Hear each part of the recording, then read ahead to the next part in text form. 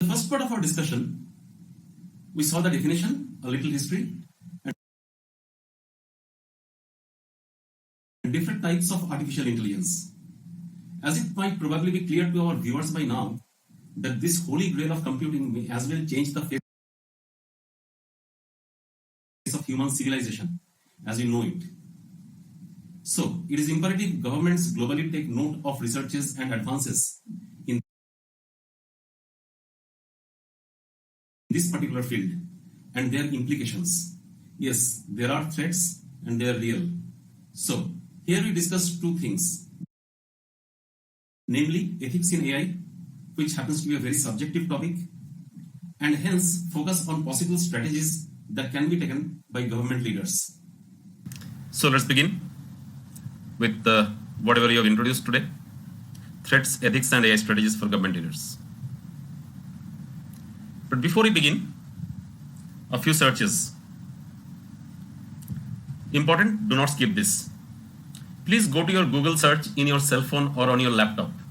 Yes, this is important. Please open Google search on your cell phone or on your laptop.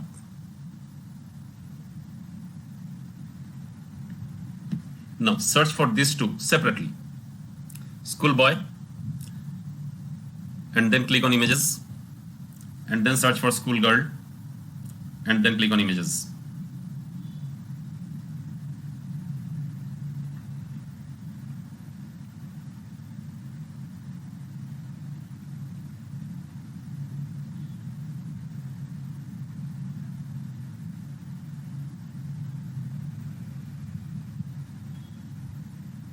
Hope you are done by now.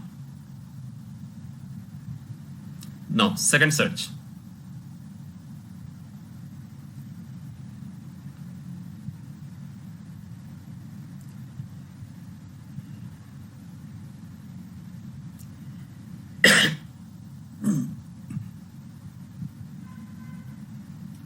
And finally, the last one.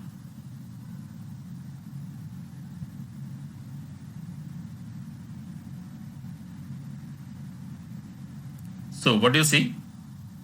In the first one, you see social bias and internet bias. In the second one, gender bias, hardly any woman in the list. And in the last one, you see racial bias. That is, every single author, male or female, are Caucasian. So that brings us to the threats. We are about to enter an era of extreme unequal growth, but two particular regions, rather nations, dominating the AI scene in this new world. Basically, a winner takes all. Now coming to gender bias. Be it Google Home or Siri, the voice is a submissive female voice, thus propagating the pre-existing problems in society. They all reinforce the gender stereotyping. Now the reason is women are underrepresented in the industry.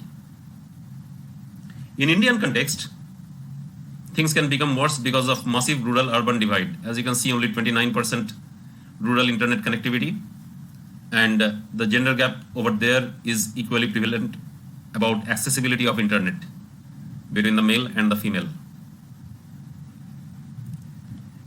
You can search again, Siri so sexist. Okay. So, as per European Union recommendation, these are the key ethical requirements for AI agents. Number one, human agency should be ensured. That is, users should be able to understand and interact with AI systems to a satisfactory degree. The right of end users not to be subjected to a decision based solely on the machine. Transparency. Systems should be identifiable as such, and humans need to be aware that they are interacting with an AI system. Furthermore, AI systems and related human decisions are subjected to the principle of explainability. That is, they should be explainable. Diversity and non-discrimination already seen. Measures securing the environmental friendliness of AI systems should be encouraged. and the social impact of these systems must be monitored and considered. Moreover, the effect of AI, especially on electoral democracy, must be checked.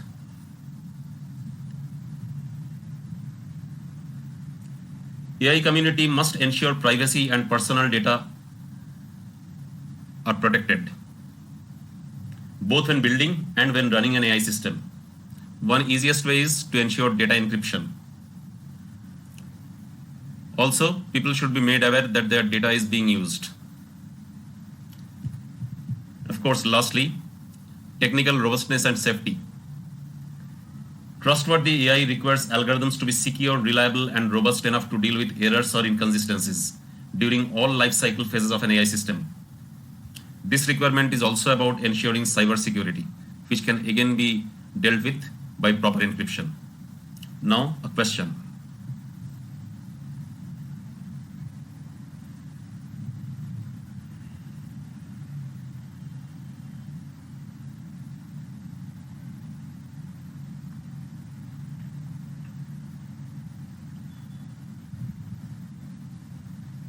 The answer is data encryption.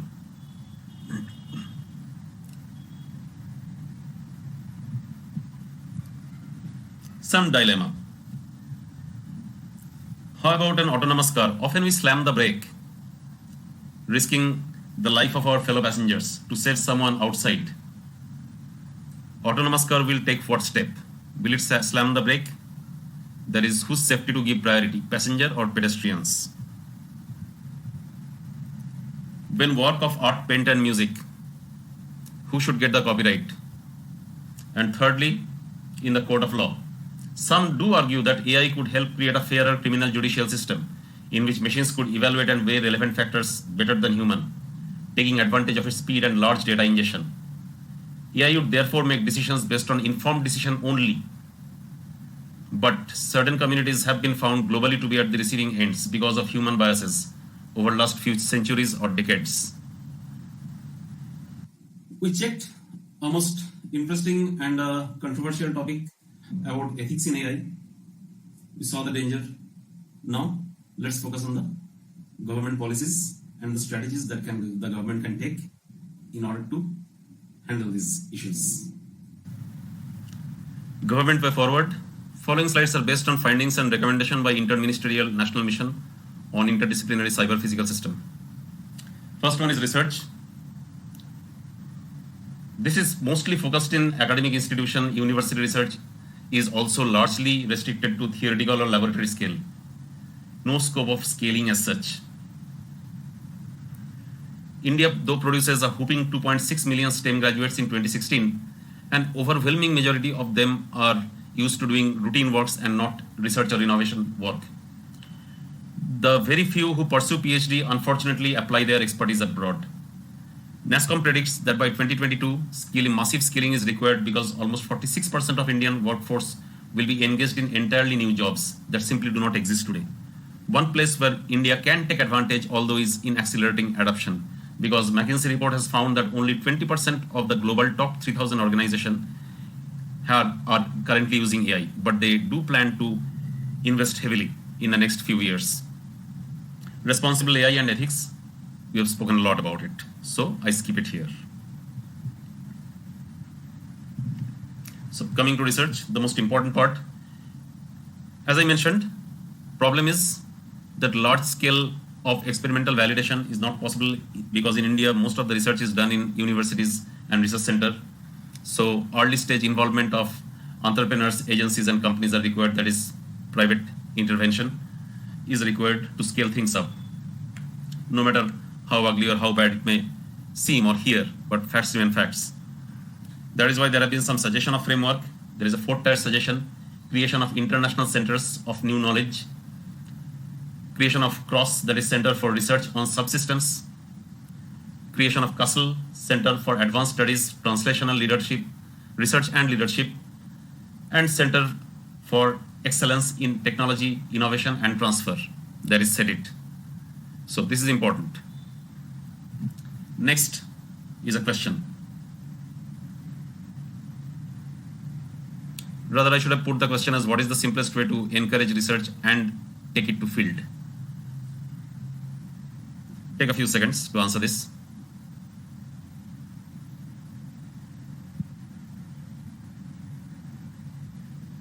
Many of you might have guessed by now. Well, I hope you are done. The answer is C, public-private partnership. We need scalable research work and we need large test beds, which are often not possible to be done solely by university or research centers. Upskilling, as I said, that NASSCOM predicts 46% of existing jobs simply won't be there. India may appear to be relatively well positioned to take advantage of its huge IT capability. But there is a problem. The problem is the poor availability of qualified faculty and researchers. India does have a large demography, which has the potential to establish itself as the future hub for AI.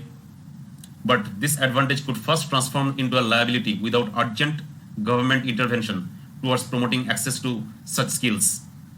This is a critical component of AI development. Every country is doing it. We also need to do it. In fact, the way STEM is being taught, there is science, technology, engineering, and mathematics is being taught globally, are thought over again. Accelerating adoption. We have seen very limited success of Indian technology players to effectively adapt and carry forward the AI baton in the new AI revolution. It also suggests the need for government intervention. We need ready availability of large corpora database to spur research. In case you are interested, you can see UCI machine learning library. You can see how many Indian datasets are there. There are hardly any. A multi-pronged approach is required involving various stakeholders, as I said, public-private partnership and collaboration. While acknowledging the need to promote AI, governments at different levels, along with their various instruments, should adopt proactive measures to accelerate AI adoption in various processes. And finally, there is a need to make senior level officials aware of the numerous advantages that AI offers, and of course, the dangers of not adopting it. That is, I feel, more important. So, that was it. We saw certain questionable outcomes using AI and its implications on organizations and societies that may percolate down to the population at large and has potentiality to cause irreparable damage. We also discussed some of the proactive steps that the government can and should take. Right now, as it is obvious, we are still at the earliest phase of this technology. But as the saying goes, a stitch in time saves 9. Hope you all enjoyed the session.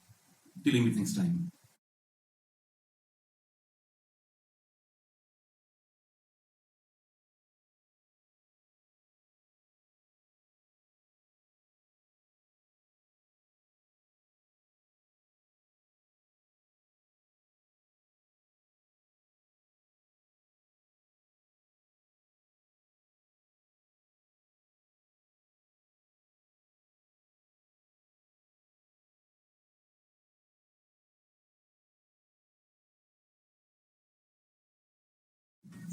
Surprised to see me like this?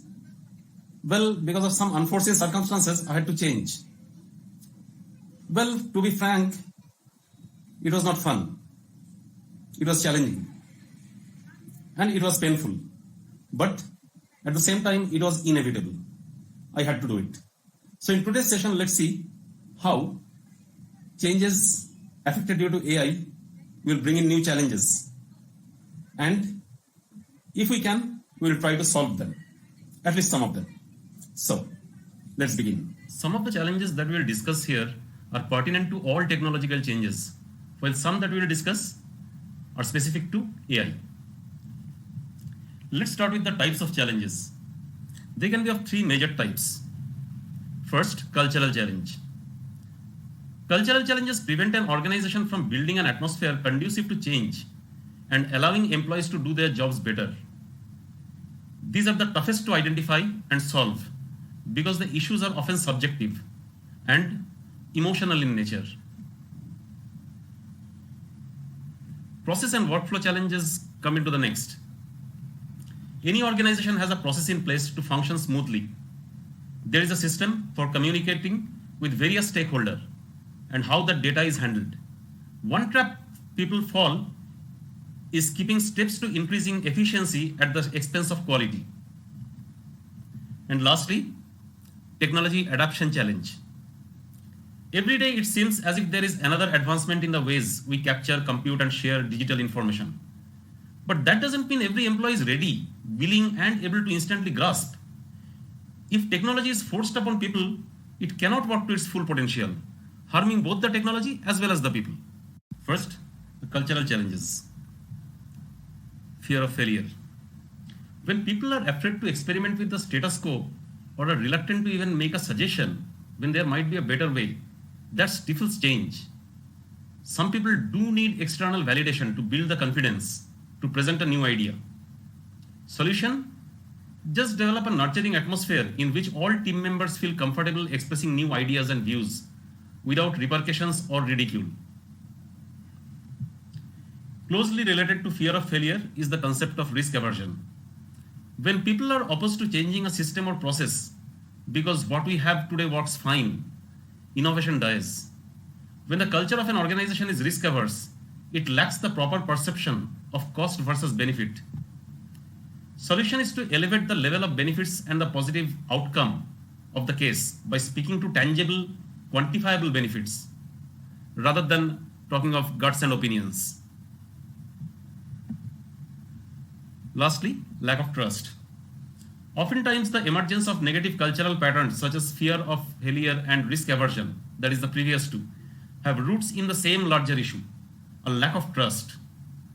Employees who have a lack of trust in management fear they will be judged or lectured.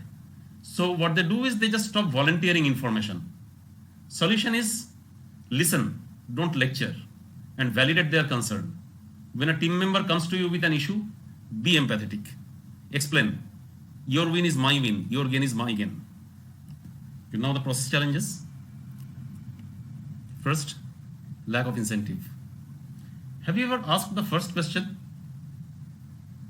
If not, the answer usually is lack of incentive.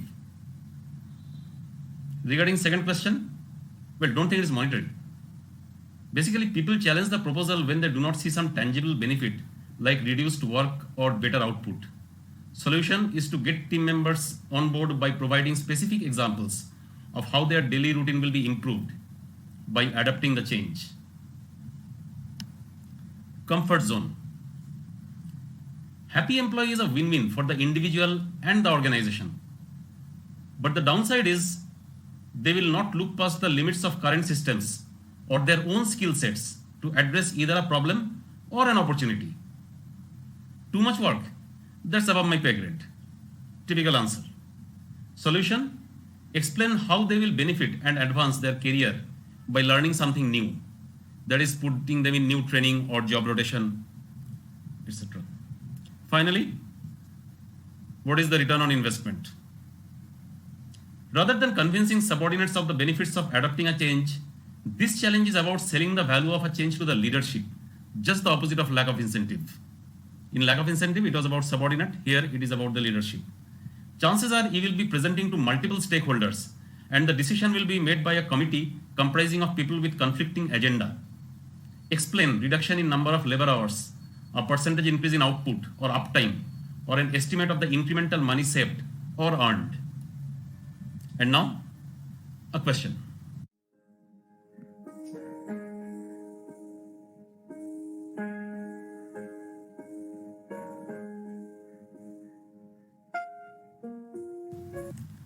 So first, lack of skills.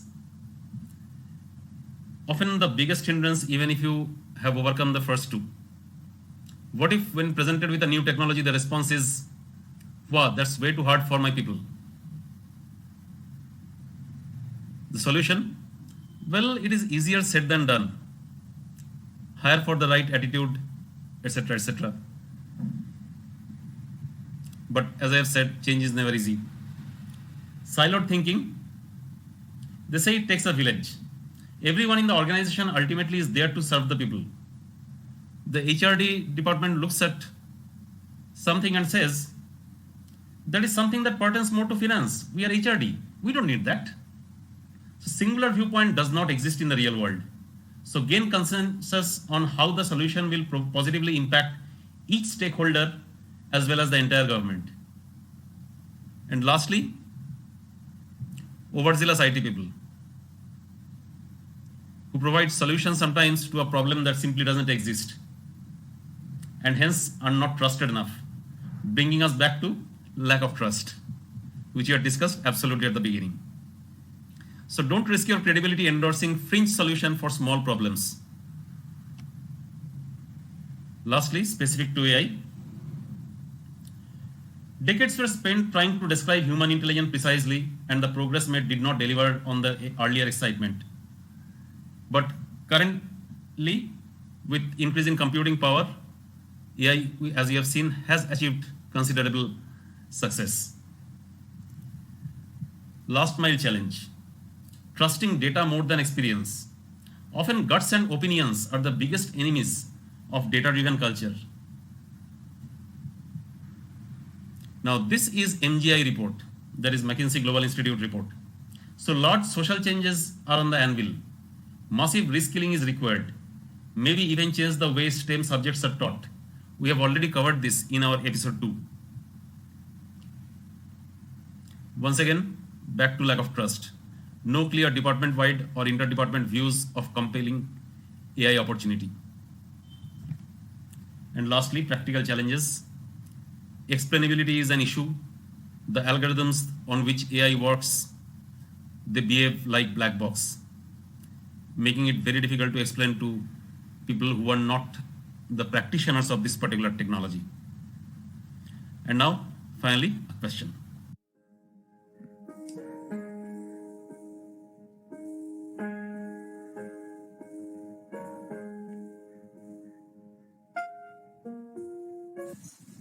So that was it. Remember, in the world of change, constancy alone is strange. Hope you guys enjoyed the session.